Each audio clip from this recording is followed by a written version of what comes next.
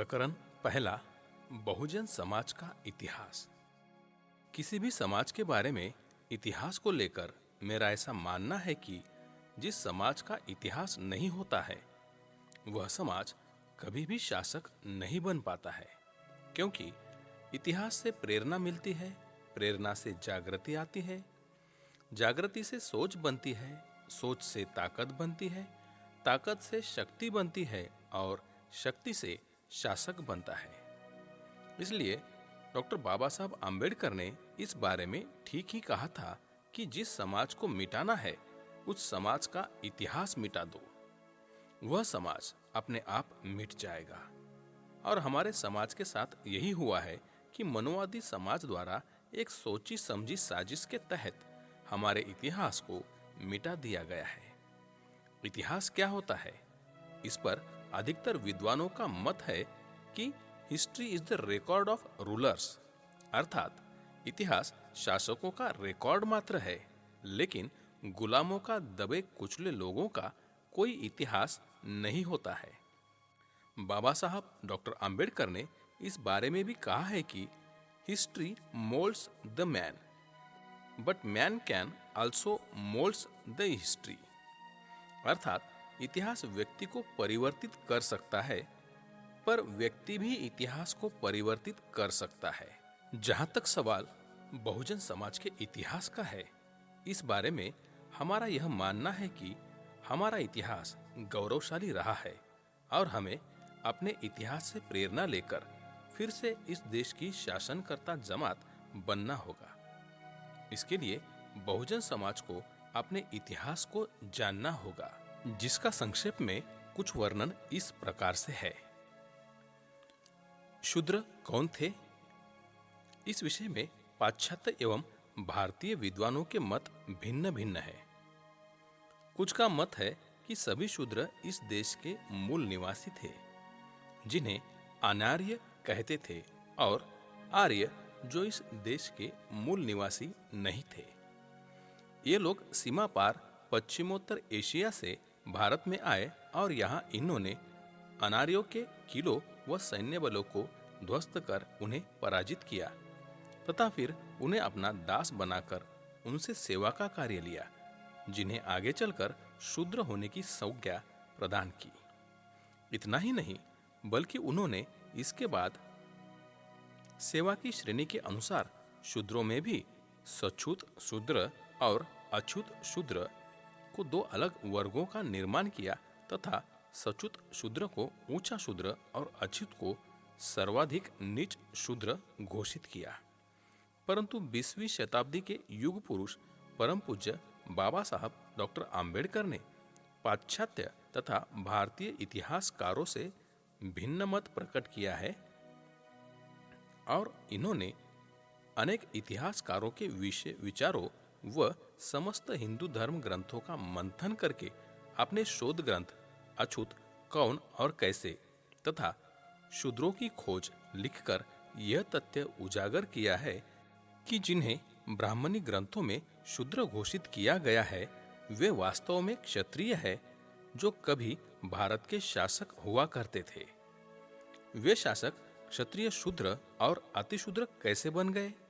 इसका मुख्य कारण ब्राह्मण क्षत्रिय संघर्ष है।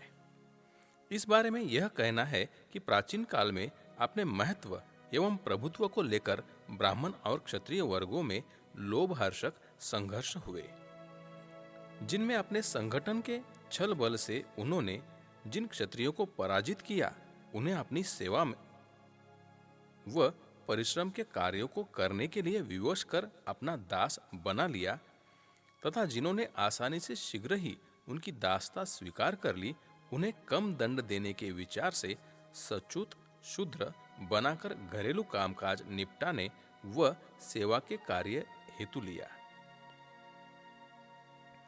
किंतु जिन क्षत्रियों ने ब्राह्मणों से कठिन संघर्ष किया और बड़ी कठिनाई से ब्राह्मणों की दासता स्वीकार की, उन्हें कठोर दंड देने के विचार से ब्राह्मणों ने उनसे गंदे व निकृष्ट सेवा कार्य लेकर फिर अछूत शूद्र अर्थात अतिशूद्र की संज्ञा प्रदान की। बाबा साहब डॉक्टर आम्बेडकर ने तमाम शोध करने के बाद लिखा है कि ऋग्वेद के पुरुष सूक्त के अतिरिक्त अन्य 3 वेदों में शूद्र शब्द का प्रयोग नहीं मिलता है।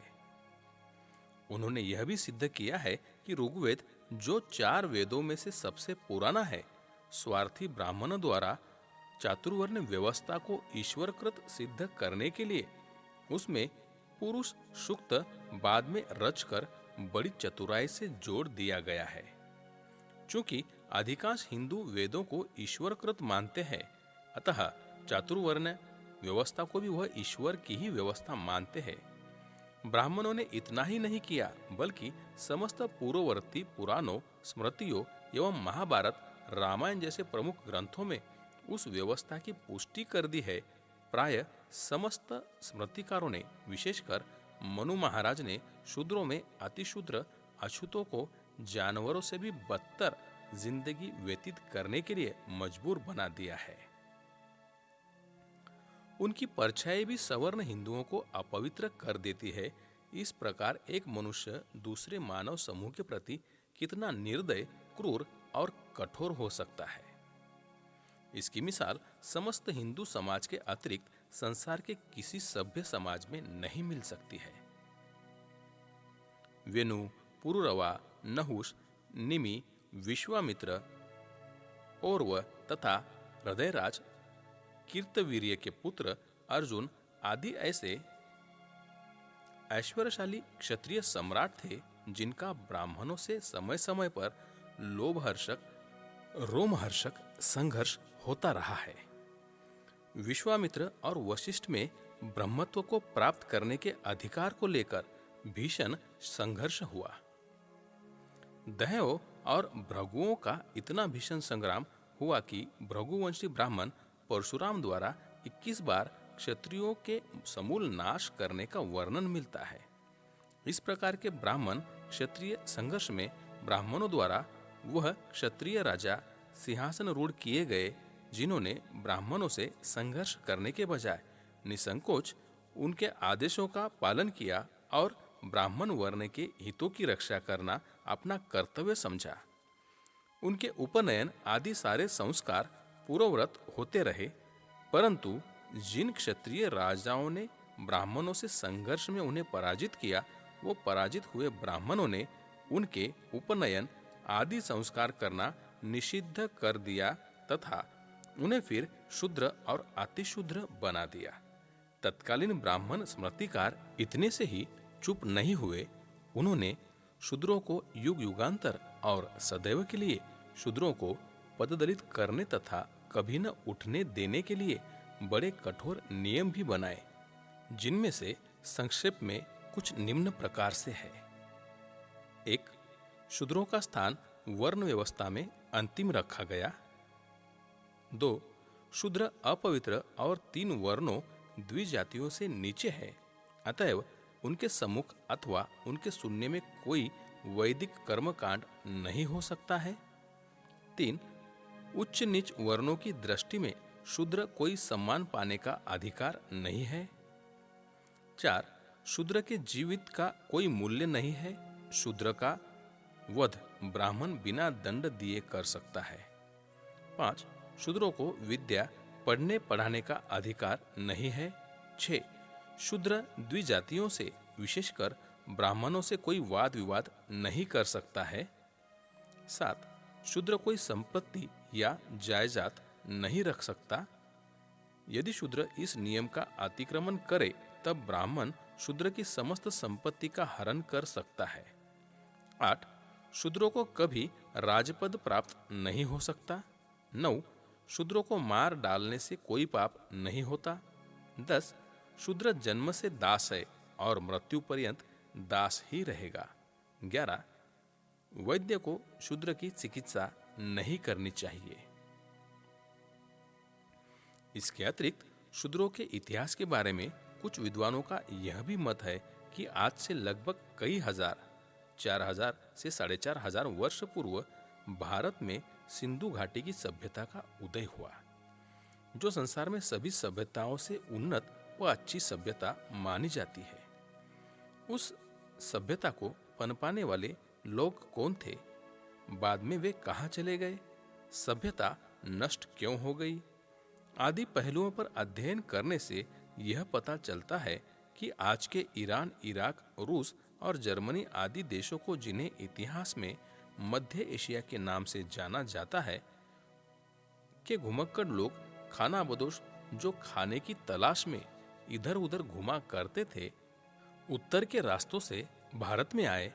यहाँ की सभ्यता को देखकर वे ललचाए और यहीं रहने लग गए तथा धीरे धीरे उन्होंने यहाँ जाल बिछाना शुरू कर दिया, अर्थात साम दाम दंड भेद की नीति अपनाकर इन्होंने यहाँ के मूल निवासियों पर आधिपत्य जमाने की कोशिश की, जिसके कारण मूल निवासियों व इनमें आपस में संघर्ष शुरू हो गया। यह संघर्ष लगभग 500 वर्षों तक चला, जिसे आर्य और अनार्यों के युद्ध के नाम से जाना जाता है। उसी समय में आर्य वंश में से एक व्यक्ति जो बहुत चतुर था, वह आगे आया। उसका नाम था मनु। उसने देश के लिए कानून बनाने का दायित्व लिया और मनुस्मृति लिखकर शूद्रों को हर सुख सुविधा से महरूम कर दिया। इस मनुस्मृति में शूद्रों की अलग पहचान के लिए इनके गले में हांडी लटकाने और पीछे झाड़ू बांधने का कानून बना दिया गया। ऐसा काला कानून लिखने वाला मनु था तथा उस कानून के रक्षकों व मानने वालों को हम मनुवादी और मनु के द्वारा लिखे गए कानून को मनुवाद के नाम से पुकारते हैं। मनु जाति से ब्राह्मण था, इसलिए मनुवाद को ब्राह्मणवाद के नाम से भी पुकारा जाता है। यह मनुवादी व्यवस्था के अनुसार सामाजिक ढांचा वर्णों के आधार पर निर्मित किया गया है, जो गैर बराबर है, अर्थात समतामूलक नहीं है। इस व्यवस्था की जानकारी अगले पृष्ठ पर दिए गए रेखाचित्र से काफी हद तक स्पष्ट हो जाती है कि यह सामाजिक व्यवस्था असमानता वाली है, जो जाति के आधार पर निर्मित है, जिसे बहुजन समाज पार्टी बदलकर जाति विहीन समाज की रचना करना चाहती है। अर्थात इस देश में मनुवाद के आधार पर सामाजिक व्यवस्था खड़ी व्यवस्था है, जिसके सबसे ऊपर ब्राह्मण समाज बैठा है, उसके बाद क्षत्रिय, फिर वैश्य समाज बैठा है, लेकिन सबसे नीचे शूद्र समाज है, जो इन तीनों वर्णों का भार एक अकेला यह शूद्र वर्ण ढो रहा है। यह खड़ी व्यवस्था अन्यायपूर्ण व असमानता पर आधारित समाज व्यवस्था है। इसे बदलकर समानांतर व्यवस्था लागू करना है, जिसमें स्वयं का भार स्वयं पर ही आए, किसी दूसरे पर नहीं। इस खड़ी व्यवस्था से देश में जातिवाद को बढ़ावा मिलता है, इसलिए इसे बदलना देश के हित में बहुत जरूरी है। इसके अतिरिक्त इस देश में संतों व धार्मिक गुरुओं के इतिहास को भी समझना होगा, जिनका समय समय पर समाज को सही दिशा देने में महत्वपूर्ण योगदान रहा है। हालांकि धर्म के मामले में भारतीय संविधान के मुताबिक धर्मनिरपेक्षता के हम पक्षधर हैं, फिर भी देश के हित में समतामूलक समाज व्यवस्था को बनाने में यदि किसी धर्म में बताई गई कुछ बातों से प्रेरणा मिलती है, जिससे मानवता व इंसानियत को बढ़ावा मिलता है, तो ऐसी बातों को मानने में कोई परहेज नहीं करना चाहिए। अर्थात यदि किसी भी धर्म से समाज को कुछ सीखने के लिए मिलता है, तो उसका पूरा फायदा उठाना चाहिए, लेकिन इसका मतलब यह नहीं निकालना चाहिए कि हम समाज को किसी खास धर्म को मानने के लिए प्रेरित कर रहे हैं। आज हर राजनीतिक पार्टी में, चाहे वह राष्ट्रीय व क्षेत्रीय स्तर की है, उसमें विभिन्न धर्मों को मानने वाले लोग हैं। इसी ही प्रकार बहुजन समाज पार्टी में भी विभिन्न धर्मों को मानने वाले लोग हैं। इसलिए किसी भी राजनीतिक पार्टी को धर्मनिरपेक्षता को ध्यान में रखकर धर्म का इस्तेमाल अपने राजनीतिक स्वार्थ के लिए नहीं, बल्कि देश के हित में समाज को सही दिशा देने के लिए करना चाहिए। अब यहाँ यह सवाल पैदा होता है कि देश के हित में ऐसा कौन से धर्म है जिनसे समाज की एकता और अखंडता बनी रहेगी। इसके लिए हमें सभी धर्मों के इतिहास का गहराई से अध्ययन करना होगा, तभी सही धर्म का लाभ संपूर्ण समाज को मिल सकता है, जैसा कि बाबा साहब डॉक्टर आम्बेडकर ने किया है। उन्होंने सभी धर्मों के इतिहास का गहराई से अध्ययन करके बौद्ध धर्म में बताई गई बातों को समतामूलक समाज व्यवस्था बनाने हेतु देश के हित में उचित बताया, जिसकी एक झलक 14 अक्टूबर 1956 को परम पूज्य बाबा साहब डॉक्टर आम्बेडकर द्वारा बौद्ध धर्म की दीक्षा लेने के अवसर पर महाराष्ट्र की ऐतिहासिक भूमि नागपुर में उनके दिए गए भाषण से मिलती है। इसलिए संपूर्ण समाज को समतामूलक समाज बनाने के लिए उनके उस महत्वपूर्ण भाषण का उल्लेख करना यहाँ जरूरी हो जाता है, जिससे बहुजन समाज को ही नहीं बल्कि संपूर्ण समाज को बौद्ध धर्म के इतिहास की कुछ सही जानकारी का एहसास हो सके। इस संबंध में उन्होंने अपने भाषण में मूल रूप से जो कुछ कहा था, उससे पहले बौद्ध धर्म के जन्मदाता गौतम बुद्ध ने समतामूलक समाज व्यवस्था को बनाने के लिए अपने उपदेशों में जिन खास बातों पर जोर दिया है, उन पर कुछ प्रकाश डालना यहाँ जरूरी है। जिसमें उन्होंने कहा था कि तर्क एवं तथ्य पर जो बात सत्य लगे उसे ही अपनाओ।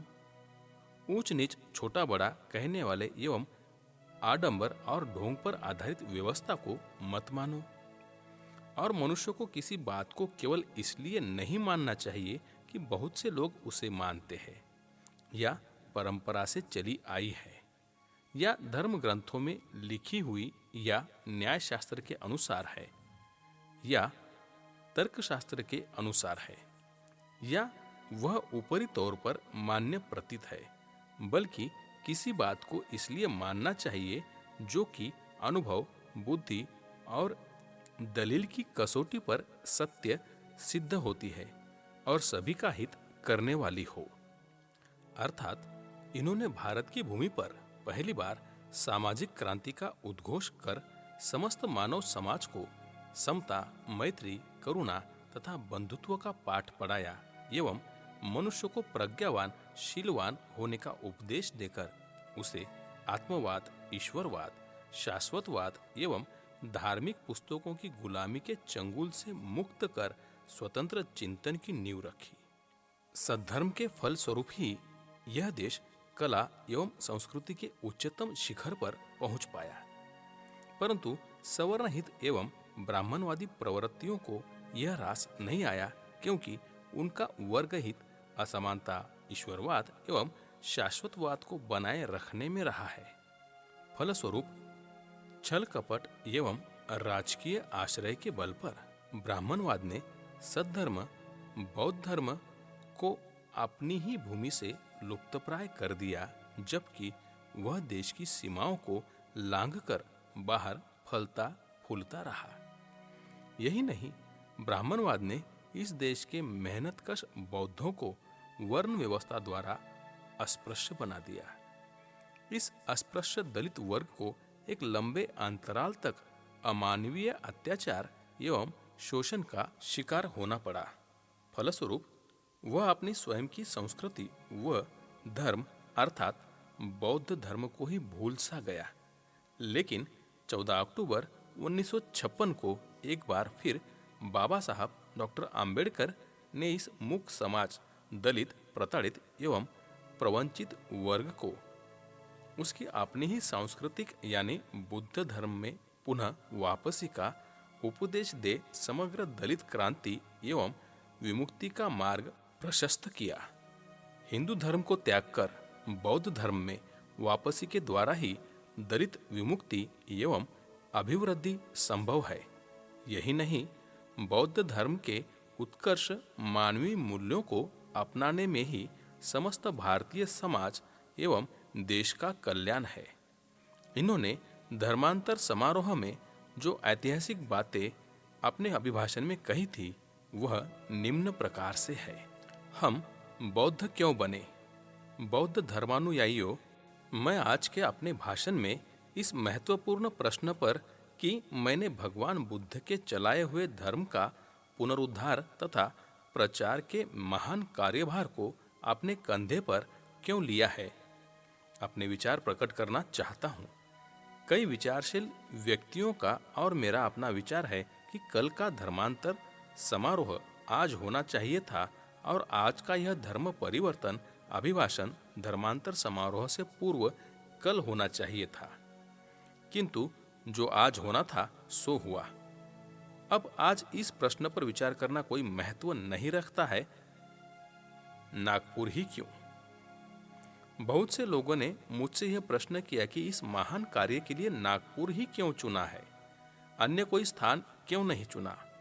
कुछ का कहना है कि इस शहर में राष्ट्रीय स्वयंसेवक संघ की सेना का केंद्र होने के कारण उन्हीं की आंखों के सामने कुछ करके दिखाने के लिए मैंने इस स्थान को चुना है, लेकिन यह बात सच नहीं है। मेरा ऐसा उद्देश्य नहीं है। नाक को खुजाकर किसी को भी अपशकुन करने की मेरी कोई इच्छा नहीं है और नहीं मेरे पास ऐसी निरर्थक बातों के लिए समय ही है। जो महान कार्य मैंने अपने कंधों पर लिया है वह इतना महत्वपूर्ण है कि उसके संबंध में एक एक मिनट भी मेरे लिए बड़ा महत्व रखता है। इस स्थान को चुनते समय कभी भूल से भी आरएसएस का विचार मेरे मन में नहीं आया। जिन लोगों ने बौद्ध धर्म के संबंध में इस देश के प्राचीन काल के इतिहास का अध्ययन किया है, उन्हें मालूम है कि भगवान बुद्ध के धर्म को फैलाने का महान श्रेय नाग जाति के लोगों को है। नाग लोग आर्यों के कट्टर शत्रु थे। आर्यों और अनार्यों में आपस में कई बड़ी बड़ी लड़ाइयां हुई। आर्य लोग नाग लोगों का समूल नाश करना चाहते थे। इस विषय में बहुत सी कहानियां पुराणों में मिलती है। अर्जुन ने नागों को जलाया था। अगस्त मुनि ने एक सर्प नाग की रक्षा की थी। उसी नाग के वंशज आप लोग हैं। जिन नाग लोगों को छल और कपट से पतित बनाया गया था, उन्हें उठने के लिए एक महापुरुष की आवश्यकता थी और वे उन्हें भगवान बुद्ध के रूप में मिले। नाग लोगों ने ही सारे भारत में बौद्ध धर्म का प्रचार किया। आप उन्हीं नाग लोगों की संतान है। वीर नाग लोगों की प्रमुख आबादी नागपुर में थी। नाग लोगों की आबादी के कारण इस नगर को नागपुर कहा गया है। इस नागपुर से 27 मील दूरी पर बहने वाली नदी का नाम भी नाग पड़ा हुआ है। इससे हमें ऐसा मालूम पड़ता है कि इसी नदी के आसपास नाग लोगों की आबादी थी। नागपुर को इस महान कार्य के लिए चुने जाने का कारण यही है, दूसरा कोई कारण इसके पीछे नहीं है। इसलिए इसे कोई भी गलत न समझे। किसी और बात पर राष्ट्रीय स्वयंसेवक संघ के साथ विरोध संभव है, लेकिन इस स्थान को किसी ने भी उनको चिढ़ाने के लिए पसंद नहीं किया है। विरोधियों की बौखलाहट। जिस महान कार्य को मैंने प्रारंभ किया है और जिसे आप सब लोगों ने स्वीकार किया है, उसकी बहुत से समाचार पत्रों ने बहुत ही कटु आलोचना की है। उनके मतानुसार मैं अपने बंधुओं को गलत मार्ग पर ले जा रहा हूं। ये अस्पृश्य ऐसे ही अछूत बने रहेंगे। इस धर्मांतर से हमारा कुछ भी भला नहीं होगा। कई पत्रों ने तो यहाँ तक भ्रामक तथा मिथ्या बातें कही है कि आज जो अछूतों को राजनीतिक अधिकार मिले हुए हैं, वे सब धर्मांतर से समाप्त हो जाएंगे। यह सब कुछ पागलपन का प्रचार है। उन लोगों का कहना है कि नए रास्ते से न जाकर पुराने रास्ते से या उसी पगडंडी से हमें जाना चाहिए। संभव है कि ऐसे व्यक्तियों का थोड़ा सा प्रभाव हमारे तरुणों और बुजुर्गों पर अवश्य पड़े। इसलिए मैं इस प्रश्न का जवाब दिए बगैर नहीं रहना चाहता। संशय को दूर करने से हमारे आंदोलन को बल मिलेगा। इसलिए इसी प्रश्न पर मैं बहुत कुछ कहना चाहता हूं। महार चमार मरी हुई गाय भैंसों को न उठाएं और न मरी हुई गाय भैंसों के मांस को ही खाए। इस बात का प्रचार मैंने आज से 30 वर्ष पूर्व किया था। इस प्रचार से सवर्ण हिंदुओं को बड़ा आघात पहुंचा। मैंने उनसे पूछा कि गाय भैंसों का दूध तुम पियो और उसके मरने पर उठाकर हम बाहर फेंके, ऐसा क्यों? अगर वे अपनी बूढ़ी माँ के मरने पर उसे खुद उठाकर ले जाते हैं, तो मरी हुई गाय और भैंस को स्वयं क्यों नहीं उठा ले जाना चाहते? जब मैंने ऐसे प्रश्न उनके सामने रखे तो ये लोग बहुत चिढ़ते। मैंने उनसे कहा कि अगर तुम अपनी मरी हुई माँ को बाहर फेंकने के लिए हमें दे दो, तो हम अवश्य ही मरी हुई गाय को भी उठाकर ले जाएंगे। इस पर केसरी, ब्राह्मणों का समाचार पत्र, में एक चित्त पावन ब्राह्मण ने कई पत्र प्रकाशित करके यह बताने का प्रयत्न किया कि हर वर्ष मृत पशुओं के न उठाने से महार चमारों को कितना नुकसान होगा। इसके लिए उन्होंने कई प्रकार के आंकड़े देकर अपनी बात को सिद्ध करने का प्रयत्न किया। उनका कहना था कि एक मरे हुए पशु की हड्डी, दांतों, सींगों, आंतड़ियों आदि के बेचने से हर चमार को 600 या 500 रुपयों का वार्षिक लाभ होता है, अतः मैं उसका नुकसान कर रहा हूँ। मेरे अस्पृश्य लोगों को ऐसा लगा कि आखिर मैं अपने लोगों के लिए क्या करने जा रहा हूँ। एक बार मैं संगमनेर, वर्तमान मैसूर प्रांत में बेलगांव की एक तहसील है, संगमनेर गया हुआ था। वहां पर जिसने केसरी में पत्र प्रकाशित किए थे वह मुझसे मिला। उसने वही प्रश्न दोहराए। मैंने उसको जवाब दिया कि तुम्हारे प्रश्नों का जवाब मैं समय आने पर दूंगा। मैंने केसरी में प्रकाशित हुए सभी पत्रों के प्रश्नों का खुली सभा में यूं जवाब दिया कि मेरे लोगों के पास खाने के लिए अन्न नहीं है, स्त्रियों के पास तन ढकने के लिए कपड़ा नहीं है, रहने के लिए मकान नहीं है, उनके पास जोतने के लिए जमीन नहीं है, इसलिए वह दलित है, महादुखी है। मैंने इसके कारण सभी उपस्थित लोगों से पूछा। सभा में से किसी ने भी उत्तर नहीं दिया। यहां तक कि केसरी में पत्र लिखने वाले सज्जन ने भी, जो उस समय सभा में मौजूद थे, उसने भी जवाब नहीं दिया। तब मैंने कहा, भले लोगों, हम अपने संबंध में खुद ही सोच लेंगे। अगर तुम्हें हमारे लाभ की चिंता है तो तुम अपने संबंधियों को एक एक गांव में भेज दो और उनसे कहो कि वे वहीं पर जाकर रहे और गांव में मरे हुए पशुओं को उठाकर फेंके, जिससे उन्हें 500 रुपए का वार्षिक लाभ हो। इसके अलावा ऐसा करने पर उन्हें 500 रुपए का इनाम मैं स्वयं दूंगा। इस प्रकार दूना लाभ होगा। इस मौके को क्यों छोड़ते हो? हमारा नुकसान होगा पर तुम्हें तो लाभ होगा। लेकिन आज तक कोई भी सवर्ण हिंदू इस काम के लिए आगे नहीं आया। आखिर इनके पेट का पानी हमारी उन्नति को देखकर क्यों हिलता है? अपने लोगों के लिए अन्न, वस्त्र, मकान और जमीन के लिए उनकी देखभाल मैं स्वयं करूंगा। इसकी चिंता आप न करें। इस काम को हमने किया तो लाभ होता है और आपने किया तो नुकसान होता है। उठाइए मरे हुए पशुओं को और लीजिए फायदा। इसी प्रकार कुछ लोगों का कहना है कि जब हमें विधानसभा में कुछ स्थान मिले हैं तो उन्हें हम क्यों छोड़ दें। मैं उनसे कहता हूं कि ब्राह्मण, राजपूत आदि को महार, चमार, भंगी बनकर उन स्थानों को भर लीजिए। हमारे स्थानों के खाली होने पर तुम्हें रोना क्यों आता है? मनुष्य को इज्जत प्यारी है, लाभ प्यारा नहीं होता। हम सम्मान के लिए संघर्ष कर रहे हैं। मुंबई में व्यभिचार करने का एक मोहल्ला है। वहां की स्त्रियां सवेरे 8 बजे सोकर उठती है। सवेरे उठते ही ईरानी होटलों में काम करने वाले लड़कों को बुलाकर कहती है, एक प्लेट खीमा और रोटी ले आओ। वे खीमा और रोटी खाती है, चाय पीती है, पर हमारी औरों को तो खीमा रोटी खाने को नहीं मिलती। केवल चटनी और सूखी रोटी मिलती है। इसी पर वे सब संतुष्ट है। वे यदि चाहे तो ऐसी बेइज्जती की जिंदगी बिता सकती है, लेकिन उन्हें स्वाभिमान प्यारा है, इज्जत प्यारी है। हम जो लड़ रहे हैं वह सब कुछ इज्जत के लिए लड़ रहे हैं। मानव का जन्म सिद्ध अधिकार है इज्जत से रहना। इसकी पूर्ण प्राप्ति तक जितना अधिक हम आगे जा सकते हैं, उतना ही आगे जाने की हमारी तीव्र इच्छा है। इसके लिए हम जो कुछ भी त्याग करें वह थोड़ा है। समाचार पत्र वाले गत 40 वर्षों से मेरे पीछे पड़े हुए हैं। अब मैं उनसे कहना चाहता हूं कि भाइयों, अब आप कम से कम कुछ समझदारी और गंभीर भाषा में बोलिए। हमें आज कुछ और बातों की भी आवश्यकता है। हम लोगों के बौद्ध बन जाने पर वह सब कुछ पूरी होनी चाहिए।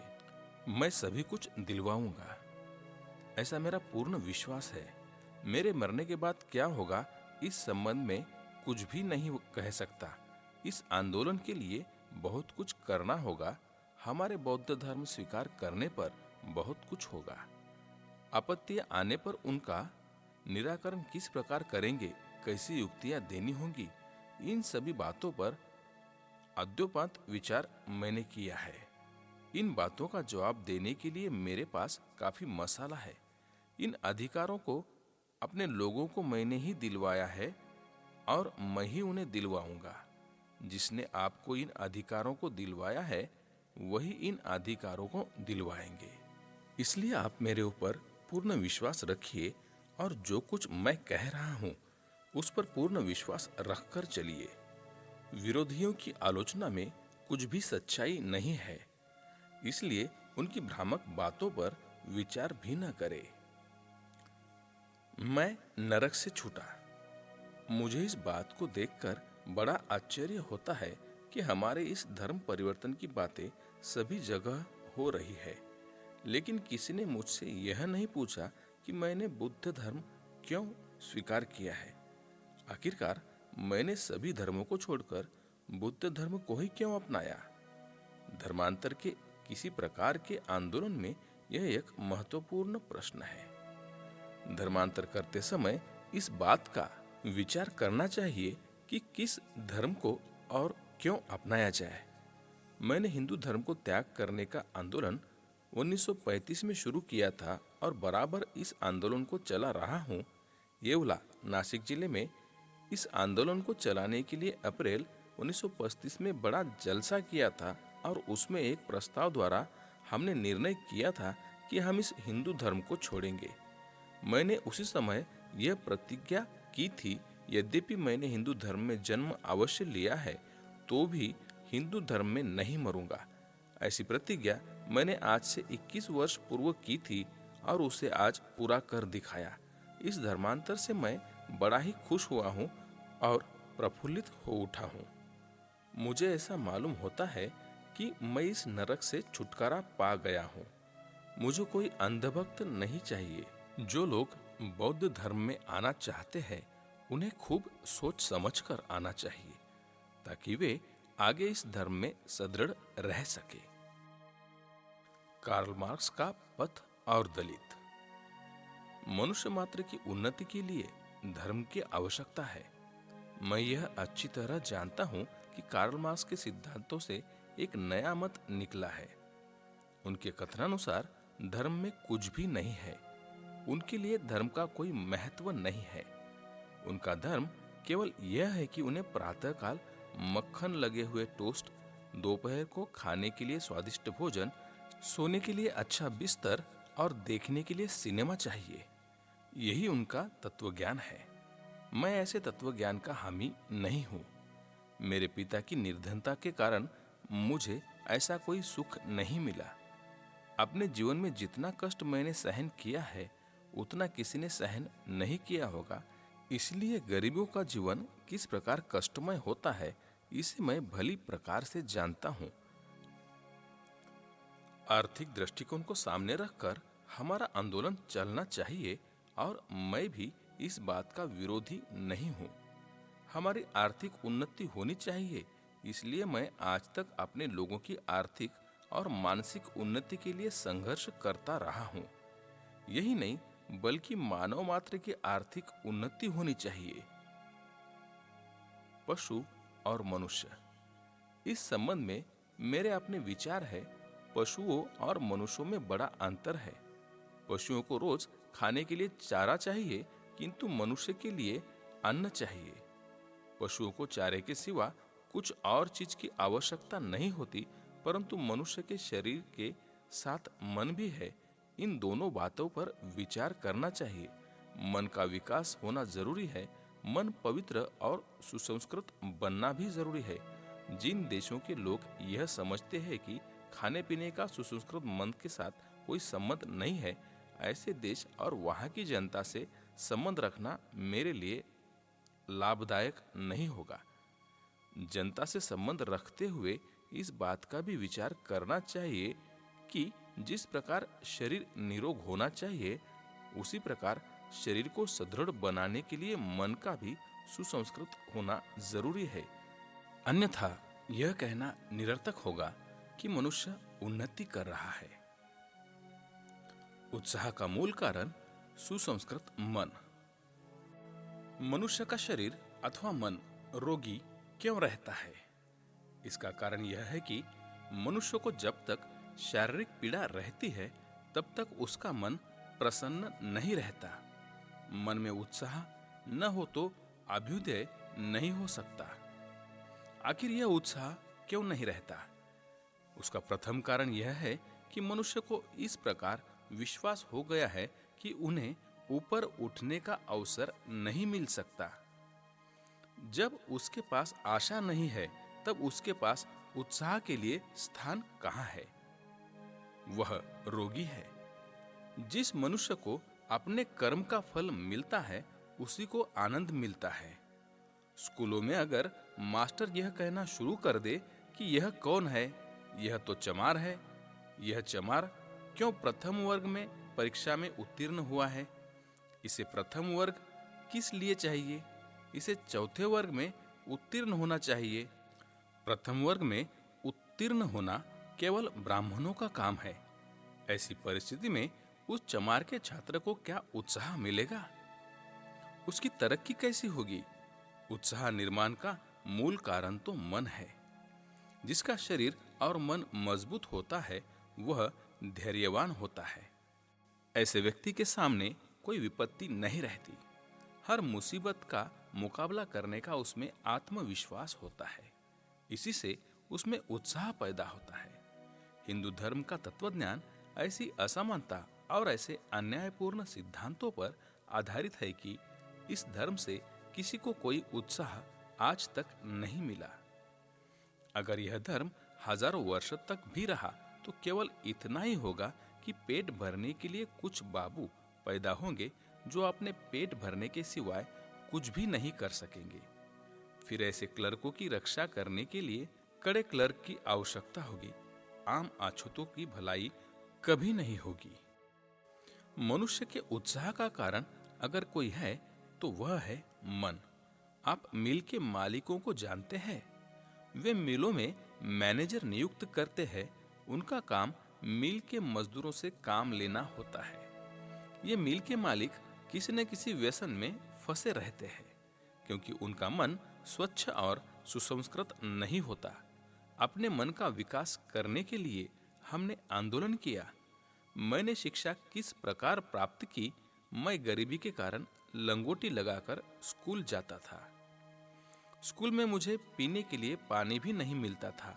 पानी के बगैर मैंने कई दिन बिताए। बंबई नगर के एल्फिस्टन कॉलेज में भी यही अवस्था थी। ऐसी परिस्थिति अगर रही तो इनसे दूसरी परिस्थिति क्या पैदा हो सकती है? गुलाम क्लर्क ही पैदा होंगे, तब अछूतों की भलाई क्या होगी? क्लर्क नहीं, शासक बनो। ब्रिटिश राज्य में मैं दिल्ली में एग्जीक्यूटिव काउंसिलर था। उस समय भारत के वायसराय लॉर्ड लिन लिथगो थे। उनसे मैंने एक दिन कहा कि आप मुसलमानों के नाम पर अलीगढ़ विश्वविद्यालय को 3 लाख रुपए और हिंदुओं के नाम पर बनारस विश्वविद्यालय को 3 लाख रुपए देते हैं, परंतु हम तो न हिंदू है और न मुसलमान। अगर हमारे लिए कुछ करना चाहे तो हमारे लिए भी इससे कई गुना खर्च करना पड़ेगा। अगर इतना आप न कर सके तो कम से कम मुसलमानों के लिए जितना आप करते हैं उतना आप हमारे लिए भी करें। इस संबंध में लिन लिथगो ने मुझे कहा कि मुझे जो कुछ भी उनसे कहना है मैं उसे लिखकर दूं। उनके कथनानुसार मैंने इस संबंध में एक मेमोरेंडम लिखकर उन्हें दिया। यूरोपियन लोग काफी सहानुभूति रखने वाले होते थे। उन्होंने मेरे कथन को मान लिया, परंतु इस पैसे को किस प्रकार खर्च किया जाए उसका निर्णय नहीं हो पाया। उनका विचार था कि पैसे को हमारी अशिक्षित लड़कियों पर खर्च किया जाए, उनके लिए बोर्डिंग खोले जाए और उसी पर यह पैसा खर्च किया जाए। अगर इस पैसे को इस प्रकार खर्च करके हमारी केवल अशिक्षित लड़कियों को शिक्षित किया गया तो उन्हें अच्छा खाना बनाने के लिए अच्छा अच्छा सामान भी चाहिए। यह सामान कहाँ से आएगा? क्योंकि हमारी जनता अत्यंत गरीब है। हमारे लोग अपनी शिक्षित लड़कियों की इच्छा पूरी करने के लिए पैसा कहाँ से लाएंगे? तब इस शिक्षा का परिणाम क्या होगा? अन्य सब बातों पर तो सरकार ने पैसा खर्च किया, लेकिन शिक्षा पर खर्च होने वाले पैसे को रोके रखा। एक बार मैं लॉर्ड लिन लिथगो के पास गया और उनसे मैंने खुले दिल से शिक्षा संबंधी खर्चों पर बातें की।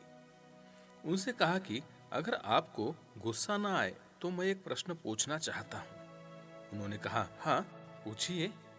मैंने पूछा कि क्या यह सच नहीं है कि मैं अकेला 500 ग्रेजुएट लोगों के बराबर हूँ? उन्होंने कहा, हाँ मैं मानता हूँ।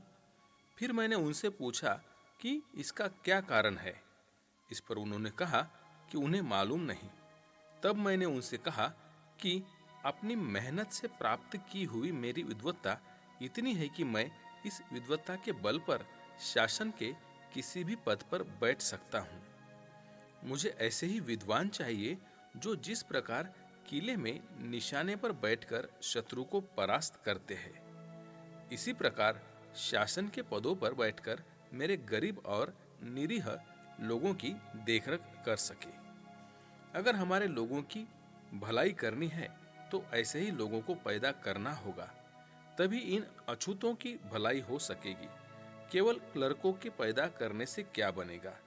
मेरे इस कथन को लॉर्ड लिन लिथगो ने माना और उसी वर्ष 16 विद्यार्थियों को ऊंची शिक्षा के लिए विलायत भेजा। चातुर्वर्ण, गांधी और धर्म। इस देश में हम हजारों वर्षों से बहुत ही निरुत्साही अवस्था में रहते चले आ रहे हैं। जब तक यह अवस्था रहेगी तब तक अपनी उन्नति के लिए हम में उत्साह होना असंभव है। अन्याय और असमानता पर आधारित इस हिंदू ब्राह्मण धर्म में रहकर हम कुछ भी नहीं कर सकते। मनुस्मृति में चातुर्वर्ण का कथन है। यह चातुर्वर्ण व्यवस्था मनुष्य मात्र की उन्नति के लिए महाघातक है। शूद्रों का काम केवल सेवा ही करना है। उन्हें शिक्षा से क्या तात्पर्य? इस समस्या का हल कौन करेगा? ब्राह्मण, क्षत्रिय और वैश्यों को शूद्रों की गुलामी से हर प्रकार का फायदा है। शूद्रों के पास गुलामी के सिवा और क्या है? चातुर्वर्ण व्यवस्था फूंक मारने से उड़ाई नहीं जा सकती। यह केवल रूढ़ी नहीं है बल्कि धर्म बन गई है। हिंदू धर्म में कोई समानता नहीं है। मैं एक बार गांधी जी से मिलने गया। गांधी जी ने मुझसे कहा कि वे चातुर्वर्ण को मानते हैं, लेकिन यह चातुर्वर्ण कौन सा और कैसा? इस बात को समझाने के लिए मैंने अपनी उंगलियों को एक के ऊपर एक करके बताते हुए कहा कि यह चातुर्वर्ण सीधा है या उल्टा? इसका आदि और अंत कहाँ है? गांधी जी इस बात का जवाब नहीं दे सके। जिन लोगों ने हमारा नाश किया है उनका यह अन्यायपूर्ण धर्म इनके सामने ही नष्ट होगा। मैं हिंदू धर्म पर बेकार ही आरोप नहीं लगाता। इस पापमयी धर्म में किसी का भी उद्धार नहीं हो सकता। यह धर्म नष्ट हो चुका है, इसमें कोई जान नहीं है। अगर हमें शस्त्र धारण करने का अधिकार होता, हमारा देश विदेशियों का गुलाम क्यों बना? यूरोप में 1939 से 1945 तक दूसरा महायुद्ध हुआ। जितनी फौज लड़ाई में मरती थी उतनी फौज रोज भर्ती हो जाती थी। उस समय किसी ने यह नहीं कहा कि युद्ध जीतने का श्रेय किसी एक को ही प्राप्त है। यह सभी देशवासियों का महान श्रेय था। हमारे देश की बातें निराली रही है। क्षत्रिय मर गए कि सारा देश मर गया, यही होता रहा है। इसलिए देश कई बार गुलाम बना। अगर हम लोगों को शस्त्र धारण करने का अधिकार होता तो यह महान देश कभी भी गुलाम न बनता और न कोई इस देश को आक्रमण से जीत ही सकता था। बौद्ध धर्म से इस देश की भलाई होगी। हिंदू धर्म में रहकर किसी का उद्धार नहीं होगा। हिंदू धर्म की रचना के अनुसार कुछ तथाकथित सवर्णों को सदियों से लाभ पहुंच रहा है। मेरे इस कथन में तिल मात्र भी झूठ नहीं है। शूद्र और अति शूद्रों की क्या भलाई हुई। ब्राह्मण की औरत गर्भवती हुई कि उसका ध्यान सीधा हाईकोर्ट की ओर जाता है कि वहां पर कोई जज का पद खाली है या नहीं। और जब हमारी औरत गर्भवती होती है तब उसका ध्यान इस बात की ओर जाता है कि कमेटी में कोई जगह झाड़ू देने वाले के लिए खाली है या नहीं। यह दुरावस्था हिंदू धर्म की व्यवस्था के कारण ही है। इसमें रहकर हमारी क्या भलाई हो सकेगी। अगर हमारी भलाई होगी तो केवल बौद्ध धर्म में ही होगी।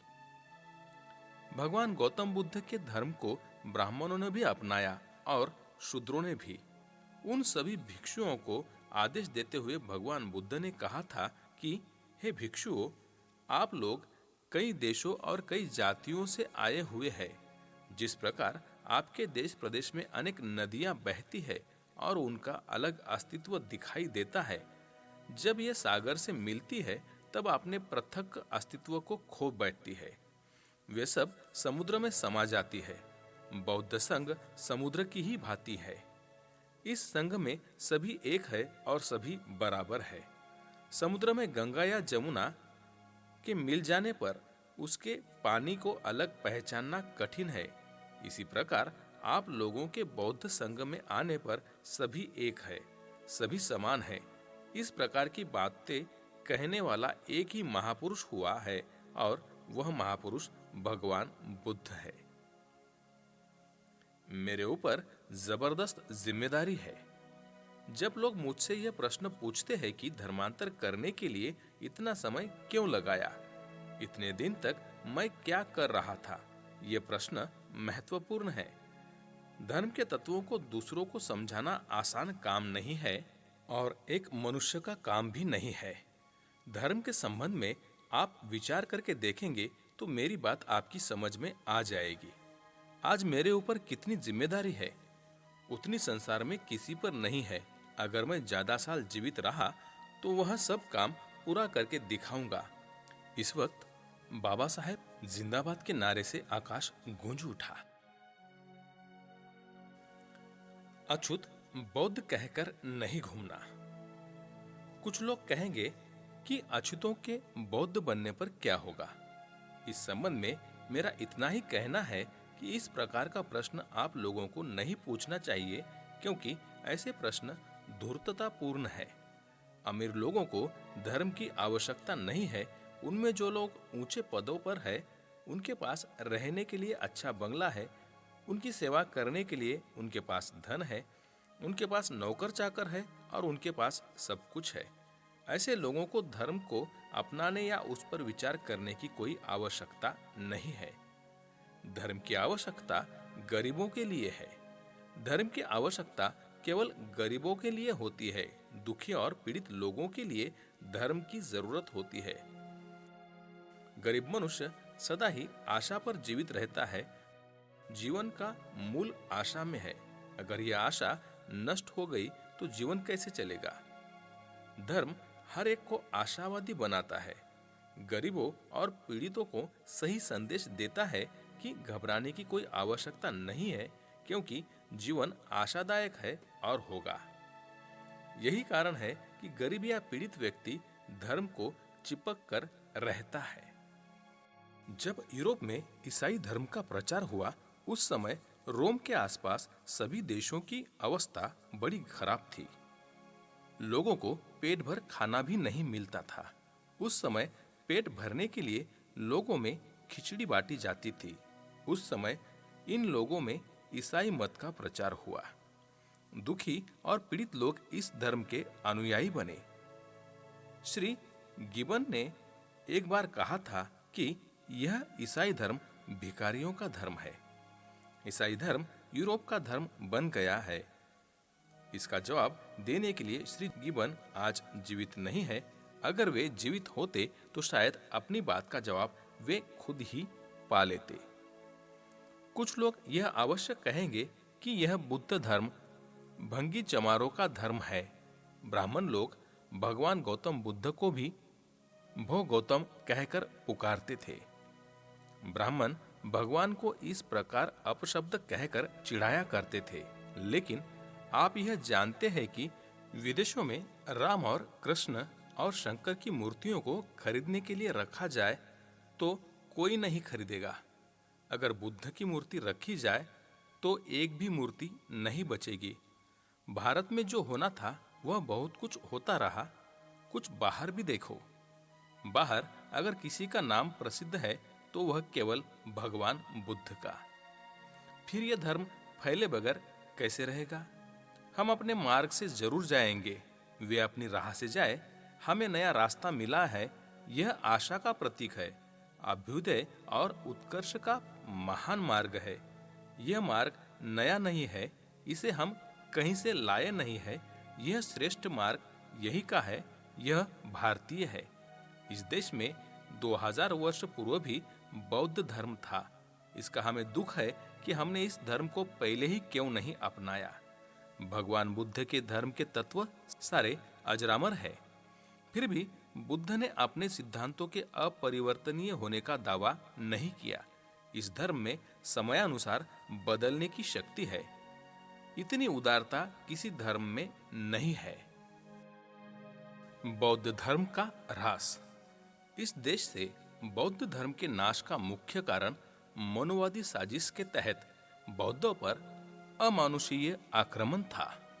इस आक्रमण से हजारों मूर्तियां तोड़ी गई, भिक्षु मारे गए। इन आक्रमणों से घबराकर बौद्ध भिक्षु दूसरे देशों में भाग गए। कोई तिब्बत गए, कोई चीन चले गए, कोई कहीं गया और कोई कहीं। इसका परिणाम यह हुआ कि यहाँ पर भिक्षुओं का अभाव हो गया। उत्तर पश्चिम प्रांत में एक ग्रीक राजा था। उसका नाम था मिलिंद मिनांडर। उसे धर्म की चर्चा बड़ी पसंद थी। उसने हिंदू धर्म शास्त्रों के पंडितों के साथ कई बार वाद विवाद करके उन्हें हराया था और कईयों को निरुत्तर कर दिया था। एक दिन उसने चाहा कि बौद्ध धर्म के विद्वानों के साथ वाद विवाद करे। इसलिए अपने नौकरों को आदेश दिया कि जब कभी उनके राज्य में कोई बौद्ध धर्म का पंडित आए तो उसे उनके पास लाया जाए। तब स्थानीय बौद्ध मतावलंबियों ने महापंडित और धर्म धुरंधर भिक्षु नागसेन जी से प्रार्थना की कि वे राजा के पास जाकर वाद विवाद में बौद्ध धर्म का मंडन करे। भिक्षु नागसेन बड़े विद्वान थे। नागसेन और मिलिंद में जो पारंपरिक वाद विवाद हुआ उस सब को पुस्तकाकार रूप में छापा गया है। मिलिंद ने एक प्रश्न किया कि धर्म की ग्लानि क्यों होती है। भिक्षु नागसेन ने इसका उत्तर देते हुए 3 कारण बताए। पहला यह कि सच्चा धर्म ही सदा बना रहता है। जिस धर्म में मूल में गंभीरता नहीं होती वह धर्म केवल काल धर्म होता है और समय बीतने पर ऐसा धर्म नहीं टिकता। दूसरा कारण यह होता है कि जब धर्म प्रचार करने वाले विद्वान ही नहीं रहते तब धर्म की ग्लानि होती है। ज्ञानी लोगों को धर्म ज्ञान की चर्चा करनी ही चाहिए।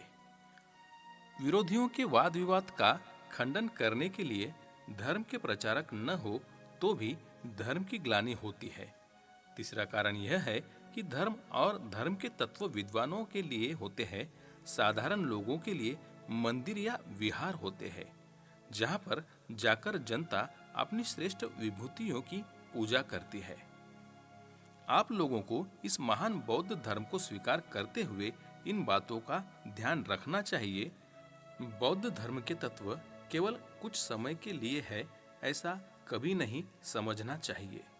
आज 2500 वर्षों के बाद भी बुद्ध तत्व को सारा संसार मानता है।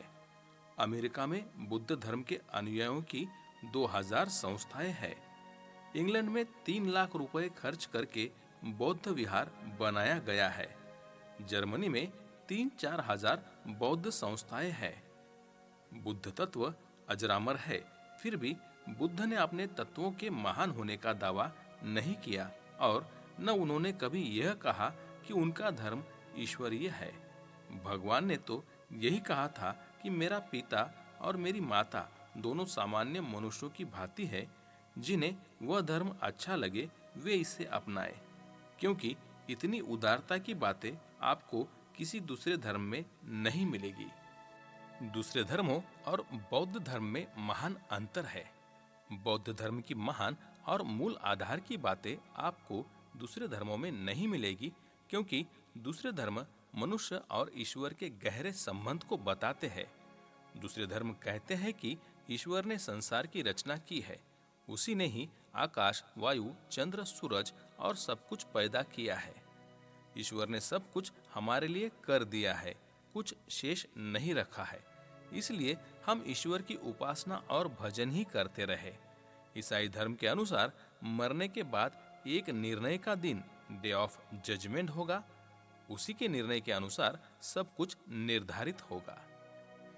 ईश्वर और आत्मा के लिए बौद्ध धर्म में कोई स्थान नहीं है। भगवान बुद्ध ने कहा है कि संसार में सब जगह दुख ही दुख है। 90% लोग दुखी है, पीड़ित है। दुख से पीड़ित गरीब लोगों का उद्धार करना ही बौद्ध धर्म का मुख्य ध्येय है। कार्ल मार्क्स ने भगवान बुद्ध से ज्यादा कुछ नहीं कहा है। भगवान बुद्ध ने जो कुछ कहा है वह सब सरल और सीधा मार्ग है। भाइयों और बहनों, जो कुछ मुझे कहना था वह सब कुछ मैंने कह दिया। यह धर्म सबसे अच्छा धर्म है, इसमें कोई दोष नहीं है। हिंदू धर्म में कुछ ऐसे तत्व है कि जिनसे किसी को उत्साह नहीं मिल सकता। हजारों वर्षों से लेकर आज तक अपने समाज में किसी को भी विद्वान नहीं बनने दिया गया। आप लोगों के सामने मुझे अपनी बचपन की बातें बताते हुए किस प्रकार की झिझक नहीं होती। मेरे स्कूल में एक अब्राह्मण मराठा औरत थी। वह स्वयं अनपढ़ थी, परंतु मुझे कभी छूती न थी। मेरी माँ मुझको कहती थी कि मैं बड़े लोगों को मामा कहकर पुकारूं। पोस्टमैन को मैं मामा कहकर पुकारता था। स्कूल में एक दिन मुझे प्यास लगी, इसके लिए मैंने मास्टर से कहा। मास्टर ने चपरासी को बुलाकर कहा कि इसे नल पर जाकर पानी पिला लाओ। चपरासी ने नल खोला तो मैंने पानी पिया। अगर कभी चपरासी नहीं हुआ तो कई कई दिन तक पानी पीने को नहीं मिलता था। प्यासा ही घर वापस आता था और घर पर ही आकर प्यास को बुझाता। जब मैं पढ़कर वापस आया तब मुझे डिस्ट्रिक्ट जज बनने के लिए कहा गया, लेकिन इस रस्सी को मैंने अपने गले में इसलिए नहीं बंधवाया कि मेरे नौकर हो जाने पर मेरे लोगों की सेवा कौन करेगा। इसी विचार को ध्यान में रखते हुए मैं नौकरी के चक्कर में नहीं पड़ा। व्यक्तिगत रूप से देश की किसी भी रूढ़ी या बात का विरोध करना मेरे लिए कठिन नहीं है। आप लोगों के सिर पर ब्राह्मणों, क्षत्रियों और वैश्यों ने पहाड़ खड़ा किया हुआ है। उसको किस प्रकार उल्टा जाए या तोड़ा जाए, यह एक वास्तविक प्रश्न है। इसलिए मैं चाहता हूं कि इस धर्म का पूर्ण ज्ञान कराऊं। यह मेरा कर्तव्य भी है। इस कार्य के लिए मैं पुस्तकें लिखकर और आप लोगों की शंकाएं दूर करके पूर्ण ज्ञान प्राप्त कराऊंगा। आज आप मुझ पर विश्वास रखकर चलिए। अपना और संसार का भी उद्धार करो। आप पर अब काफी जिम्मेदारी आ पड़ी है। यह बड़ी भारी चीज है। आप लोगों को ऐसे काम करने चाहिए जिससे सभी आपका आदर करें। आप इस धर्म को ऐसा न समझे कि आपने गले में एक मिट्टी का घड़ा बांध लिया है। बौद्ध धर्म की दृष्टि से भारत की भूमि अब सुनसान जंगल की भांति है। इसलिए आपका परम कर्तव्य है कि आप इस पवित्र धर्म को उत्तम रीति से पालने की प्रतीक्षा करें, अन्यथा इस धर्म परिवर्तन की निंदा होगी। आज आप सभी प्रतिज्ञा करें कि आप सब बौद्ध न केवल अपना बल्कि अपने साथ अपने देश का और अपने साथ साथ सारे संसार का भी उद्धार करेंगे। संसार का उद्धार बौद्ध धर्म से ही होगा। संसार में जब तक न्याय को स्थान नहीं मिलेगा तब तक शांति नहीं हो सकती। आमदनी का 20वां भाग दीजिए। यह नया काम बहुत जिम्मेदारी का काम है। इसे पूरा करने के लिए आपने दृढ़ संकल्प किया है। हमारे नौजवानों को बहुत कुछ करना है। इस बात को पूर्ण रूप से आपको ध्यान में रखना चाहिए। आप लोग केवल पेट के ही पुजारी न बने। आप कम से कम अपनी आमदनी का 20वां भाग इस पवित्र धर्म प्रचार के लिए दान देने का निर्णय करें।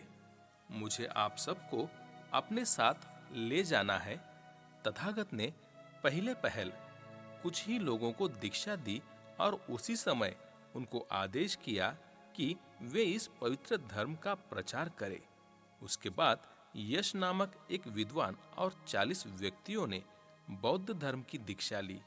यश भी अमीर घराने के थे।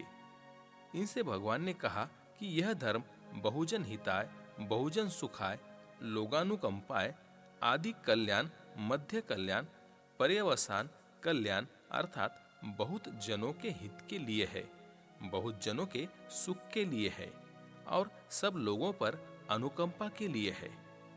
यह आदि, मध्य और अंत में कल्याणकारक है। भगवान ने परिस्थिति के अनुसार धर्म प्रचार के ढंग को अपनाया। अब हमें भी अपने समयानुसार इस धर्म के प्रचार का ढंग अपनाना होगा। इस देश में भिक्षु नहीं है, इसलिए आप में से हर एक को इस धर्म की दीक्षा स्वयं लेनी होगी। इस बात की मैं पूर्ण घोषणा करता हूँ कि बौद्ध धर्मानुयायी प्रत्येक व्यक्ति को दूसरों को भी त्रिशरण, पंचशील एवं 22 प्रतिज्ञाओं सहित बौद्ध धर्म में दीक्षित करने का पूर्ण अधिकार है।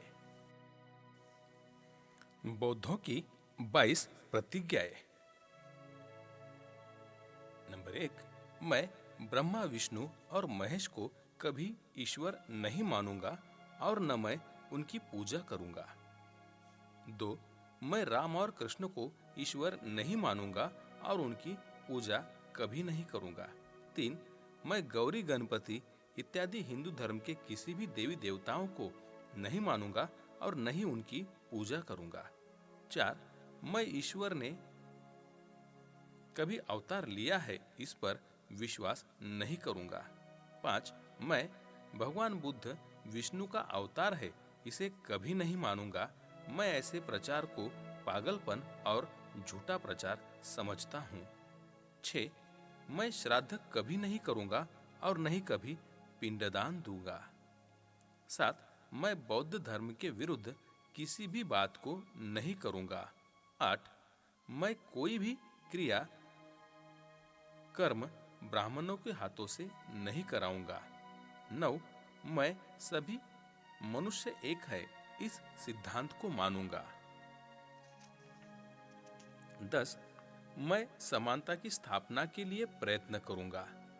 11, मैं भगवान बुद्ध के अष्टांग मार्ग का पूर्ण पालन करूंगा। 12, मैं भगवान बुद्ध के बताए हुए 10 पारमिताओं का पूर्ण पालन करूंगा। 13, मैं प्राणी मात्र पर दया रखूंगा और उनका लालन पालन करूंगा। 14, मैं चोरी नहीं करूंगा। 15, मैं झूठ नहीं बोलूंगा। 16, मैं व्यभिचार नहीं करूंगा। 17, मैं शराब नहीं पीऊंगा। 18, मैं अपने जीवन को बौद्ध धर्म के 3 तत्व अर्थात ज्ञान, शील और करुणा पर ढालने का प्रयत्न करूंगा। 19, मैं मनुष्य मात्र के उत्कर्ष के लिए हानिकारक और मनुष्य मात्र को असमान और नीच मानने वाले अपने पुराने हिंदू धर्म का पूरी तरह से त्याग करता हूं और बुद्ध धर्म को स्वीकार करता हूं। 20, मेरा ऐसा पूर्ण विश्वास है कि बौद्ध धर्म ही सद्धर्म है। 21 मैं यह नहीं मानता हूँ कि मेरा पुनर्जन्म हो रहा है। 22 मैं यह पवित्र प्रतिज्ञा करता हूँ कि आज से मैं बौद्ध धर्म की शिक्षा के अनुसार आचरण करूँगा। इस प्रकार 14 अक्टूबर 1956 के दिन बोधिसत्व बाबा साहेब डॉक्टर आम्बेडकर ने कई लाख अनुयायियों सहित महामानव बुद्ध द्वारा प्रदत्त बौद्ध धर्म की दीक्षा ली। कुछ लोग इसे धर्म परिवर्तन एवं कुछ लोग इसे धर्मांतरण की संज्ञा देते हैं। वास्तव में यह कोई परिवर्तन था ही नहीं। बाबा साहब के नेतृत्व में भारी संख्या में लोग अपने ही पुरखों के धर्म में वापस लौट आए। उस धर्म में जिससे दूर रहने के लिए तथाकथित प्रतिक्रियावादी अथवा ब्राह्मणवादियों ने षड्यंत्र रचा था। उनके इस भ्रामक रूपी जाल से छुटकारा पाकर हम सही दिशा की ओर अग्रसर हुए हैं। यह संसार के इतिहास की महानतम एवं शस्त्रहीन क्रांति का उदाहरण था। जब कभी भी इतिहास दोहराया जाएगा, 14 अक्टूबर भारत के दलितों के वास्तविक स्वतंत्रता दिवस के रूप में जाना जाएगा। यहाँ मैं इस बात को भी स्पष्ट करना चाहती हूँ कि बाबा साहब डॉक्टर आम्बेडकर कुछ खास विशेषताओं के कारण बौद्ध धर्म में जरूर हिमायती थे, लेकिन इसका मतलब यह नहीं है कि बाबा साहब डॉक्टर आम्बेडकर अन्य धर्मों के खिलाफ थे। बाबा साहब ने हिंदू धर्म के बारे में भी यह कहा था कि यदि हिंदू कट्टरपंथी लोग हिंदू धर्म में से आपत्तिजनक बातों को निकाल देते हैं तो यह धर्म भी एक अच्छा धर्म साबित हो सकता है।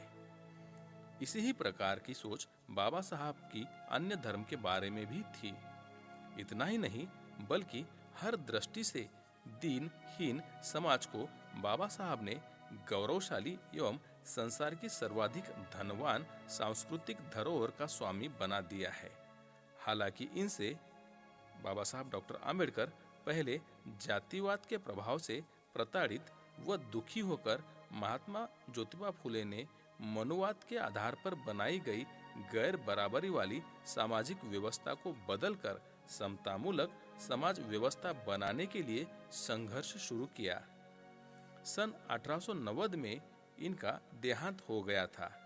इस महान सामाजिक क्रांति के अग्रदूत व पितामह के देहांत के लगभग एक वर्ष बाद बाबा साहेब डॉक्टर आम्बेडकर का जन्म हुआ, जिन्होंने आगे चलकर समतामूलक समाज व्यवस्था बनाने के लिए महात्मा बुद्ध और महात्मा ज्योतिबा फुले के जीवन से प्रेरणा लेकर अपना संपूर्ण जीवन इस संघर्ष के लिए लगा दिया था।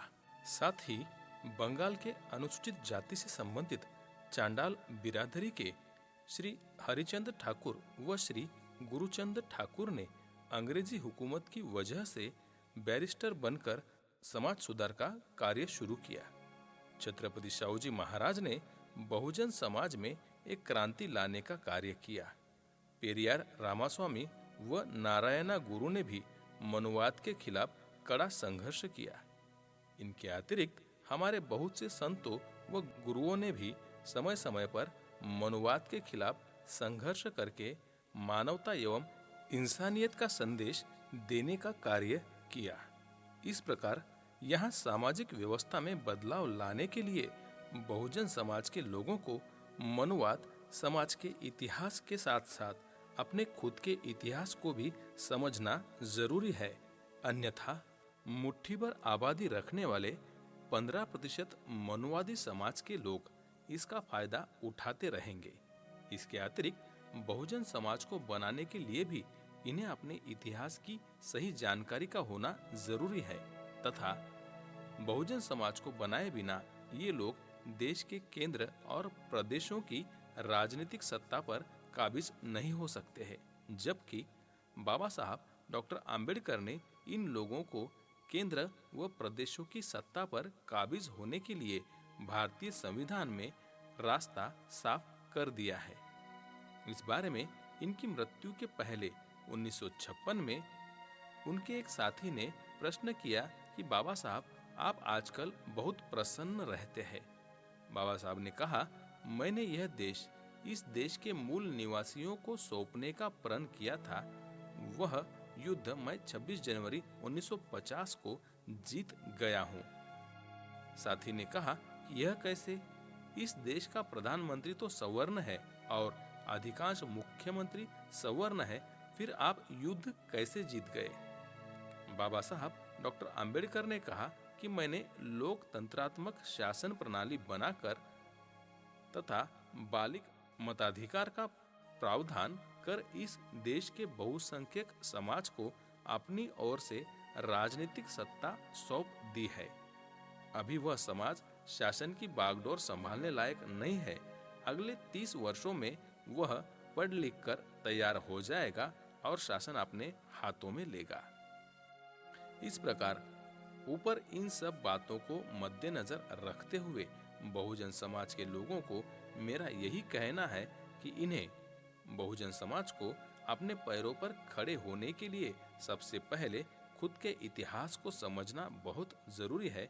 अन्यथा मनवादी समाज के लोग हमारी इस कमजोरी का फायदा उठाकर हमारे ऊपर हुकूमत करते रहेंगे, जिसके कारण जिंदगी के हर पहलू में बहुजन समाज का आगे बढ़ना बहुत मुश्किल हो जाएगा।